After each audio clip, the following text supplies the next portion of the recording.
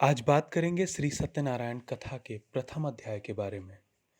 एक समय की बात है, नैशिरण्य तीर्थ में शौनिक आदि 88,000 ऋषियों ने श्री सूत जी से पूछा, हे प्रभु, इस कलयुग में वेद विद्या रहित मनुष्यों को प्रभु भक्ति किस प्रकार मिल सकती है तथा उनका उद्धार कैसे होगा? हे मुनि श्रेष्ठ, कोई ऐसा तप बताएं जिससे थोड़े समय में ही पुण्य मिले और मनवांछित फल भी मिल जाए। इस प्रकार की कथा सुनने की हम इच्छा रखते हैं। सर्वशास्त्रों से के ज्ञाता सूत जी बोले, हे वैष्णवों में पूज्य, आप सभी ने प्राणियों के हित की बात पूछी है, इसलिए मैं एक ऐसे श्रेष्ठ व्रत को आप लोगों के बीच बताऊंगा जिसे नारद जी ने लक्ष्मी नारायण जी से पूछा था और लक्ष्मीपति ने मणिश्रेष्ठ नारद जी से कहा था। आप सब इसे ध्यान से सुनिए। एक समय की बात है, योगीराज नारद जी दूसरों के हित की इच्छा के लिए अनेक लोकों में घूमते हुए मृत्युलोक में आ पहुंचे। यहाँ उन्होंने अनेक योनियों में जन्मे प्रायः सभी मनुष्यों को अपने कर्मों द्वारा अनेकों दुखों से पीड़ित देखा। उनका दुख देख नारद जी सोचने लगे कि कैसा यत्न किया जाए जिसके करने से निश्चित रूप से मानव के दुखों का अंत हो जाए।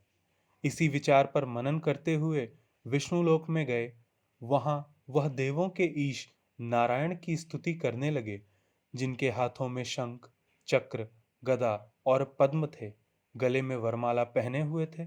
स्तुति करते हुए नारद जी बोले, हे भगवान, आप अत्यंत शक्ति से संपन्न हैं तथा वाणी भी आपको नहीं पा सकती। आपका आदि मध्य तथा अंत नहीं है।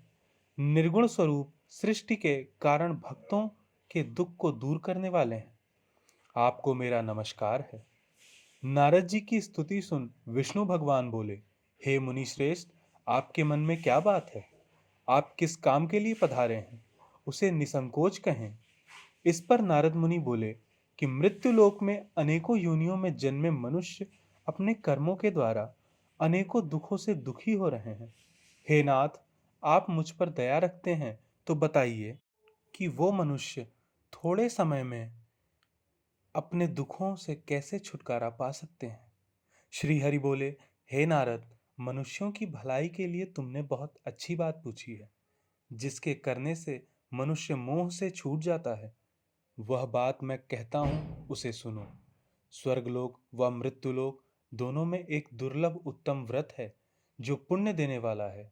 आज प्रेमवश होकर मैं तुमसे वह कहता हूं। श्री सत्यनारायण भगवान का यह व्रत अच्छी तरह विधान पूर्वक करने से मनुष्य तुरंत ही यहाँ सुख भोग कर मरने पर मोक्ष पाता है। श्री हरि के वचन सुन नारद जी बोले कि उस व्रत का फल क्या है और उसका विधान क्या है? यह व्रत किसने किया था? इस व्रत को किस दिन करना चाहिए? सब कुछ विस्तार से बताइए।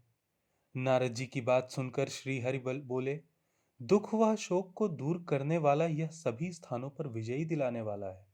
मानव को भक्ति व श्रद्धा के साथ शाम को श्री सत्यनारायण की पूजा धर्मपरायण होकर ब्राह्मणों व बंधुओं के साथ करनी चाहिए। भक्ति भाव से ही नैवेद्य, केले का फल, घी, दूध और गेहूं का आटा सवाया लें।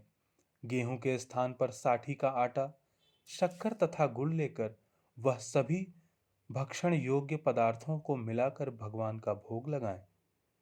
ब्राह्मणों सहित बंधु बांधवों को भी भोजन कराएं। उसके बाद स्वयं भोजन करें। भजन कीर्तन के साथ भगवान की भक्ति में लीन हो जाएं। इस तरह से सत्यनारायण भगवान का यह व्रत करने वाले पर मनुष्य सारी इच्छाएं निश्चित रूप से ही पूरी हो जाती हैं। इस कली काल अर्थात कलयुग में मृत्युलोक में मोक्ष का यही एक सरल उपाय बताया गया है। इति श्री सत्यनारायण व्रत कथा का प्रथम अध्याय संपूर्ण हुआ।